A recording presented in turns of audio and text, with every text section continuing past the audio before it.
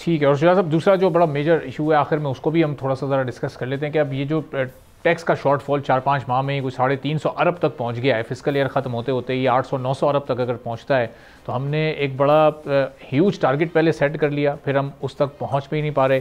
फिर जो tax payers हैं हम उन पर हमने बहुत ज़्यादा टैक्स लाद दिया, हम अपने नेट को भी टाइमली ब्रॉडन नहीं कर सके। तो ये पहले होमवर्क करना चाहिए था, उसके बाद टारगेट फिक्स करना चाहिए था, या टारगेट फिक्स कर लिया है अब हम बस एक मिनी बजट की सूरत में या कोई और ऑल्टरनेट सोल्यूशन ला के उस टारगेट तक किसी ना किसी तरह पहुंच जाएं बस?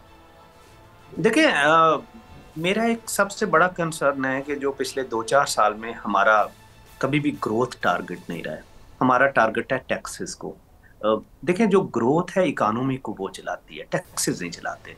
लेकिन चूंकि हमारा गवर्नमेंट का इंफ्रास्ट्रक्चर इतना हैवी है, फिर हमने इंटरेस्ट पेमेंट देनी है, तो हमारा जोर बहुत ज़्यादा टैक्सेस के ऊपर है। आप वेस्टर्न इकोनॉमीज में चले जाए, जब वहाँ पे ग्रोथ कम होती है, इकोनॉमी रिसेशन में होती है, तो वो टैक्सेस को कम करते हैं ताकि लोगों के लिए, बिजनेस के लिए ईज क्रिएट हो।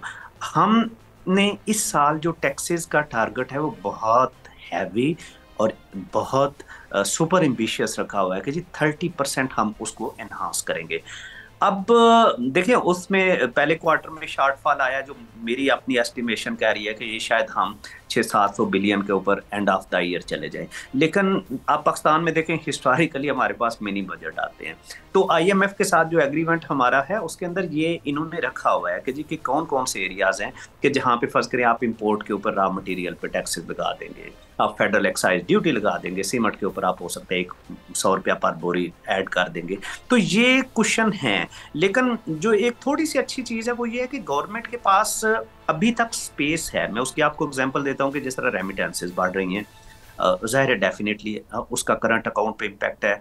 करंट अकाउंट हमारा सरप्लस में है, ऑयल प्राइसेस अभी फेवरेबल है, तो हमें तकरीबन $12 बिलियन उधर से मिल रहा है। और एक और अच्छी चीज है कि ये जो पॉलिसी रेट कम हुआ है, इससे जो इस साल इंटरेस्ट पेमेंट थी, ये तकरीबन टारगेट था 9.8 ट्रिलियन का, और जो इंटरेस्ट रेट कम हुआ है इससे तकरीबन 8.3 ट्रिलियन मीन के हमने पे करना होगा।